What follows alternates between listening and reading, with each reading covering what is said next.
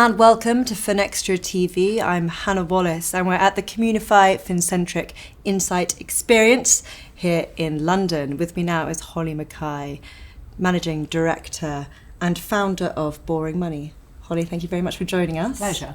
Really good to have you on, and what an exciting event it is. We're going to be looking at how innovation and technology is transforming the financial industry, but in particular the wealth management space, which I know you cover and take a very modern outlook on, and you really want to get to the truth of the matter. So with that, I know you might be excited and feeling positive around the shift to stories and visuals presenting data.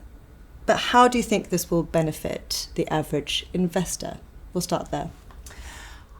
I think the thing we don't convey very well as an industry is actually investing is interesting. The trouble is it's layered up, and the disclosure rules have not been particularly helpful so far. It's layered up behind so much jargon, so much legalese, the length of the disclaimers we see, that I think we've gone quite a long way from an intent which should be to tell a story.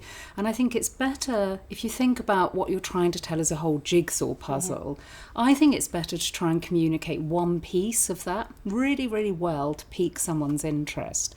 So for example, we talk about things like the FTSE 100. We don't break it down and actually say to somebody, let's hone in on one of those firms. Let's look at why they've done really well and tell that story in a way that makes sense to people. So I think we've gone too far from storytelling. We've become very compliance-led, very, very risk-averse. And so I'm all in for anything that can sort of do a better job to engage end customers and actually take a piece of the puzzle and communicate that really well. So is there such a thing as a bad wealth decision? Does it exist? Loads. I mean, for me, I think the worst wealth decision many people make in the UK is procrastination or doing nothing. Sitting in cash, a very topical sort of discussion at the moment. But I think the worst decision people make is they don't invest, they don't get advice, they don't do anything in the first place. We know that the barriers to investing are largely a lack of trust still of the industry, and people are terrified of risk. They don't know what it means. And their number one question that they want answered is, how much might I lose? And so anything we can do to be more succinct, to tell that story, to be more engaging and to answer those tricky questions up front, that's what I think we need to focus on. So artificial intelligence, can that come in there? What's the role there? I think it's a really interesting blend with what's the role of the human over the next, and I'm going to talk over the next 3 years, because longer than that, it's too far away to know. I think there's a really interesting blend, and I think AI's job in a way is to do the crunching sort of behind the scenes, to do some of the heavy lifting, to do some of the calculations.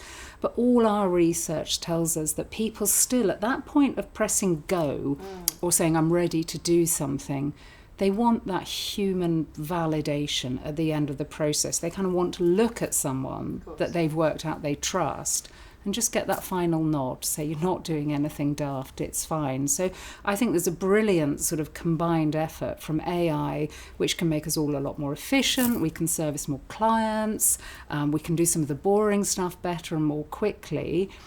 But there's also that human sort of piece there of someone saying, it's fine, we've got your back, you're not doing anything daft. Yes, AI adoption in the wealth management space is a really interesting one to keep an eye on. In summary then, and taking all of that into account, what advice would you end on? What are you hoping to see from the wealth management sector? I think it's being clearer with people about the questions and the fears they have up front. I think we need to be clearer about fees and charges. What might people expect to pay? What's in it for them? I think we need to be clear about what they get from advice. We assume people know, but lots of people don't know what they would get, what the benefits are. And then it comes back to, we've been talking about storytelling, is bring it to life for people. Keep them updated, don't bombard them with jargon and all the boring stuff that we tend to sort of throw in front of people. Brief nuggets served up in a way they want to receive it. Just keep them engaged, just enough without bombarding them or boring them on the way. Holly, thank you so much for sharing your insights. Some good advice to end on there as well. But I'll let you get back to the event. Thank you. Thank you. Thanks for having me.